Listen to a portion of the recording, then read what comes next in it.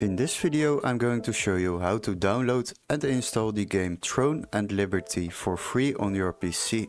So what we need to do is go to our Google search bar, and before we start I would like to ask you to subscribe to our channel and like the video. Once you have done that, we will go to the Steam website.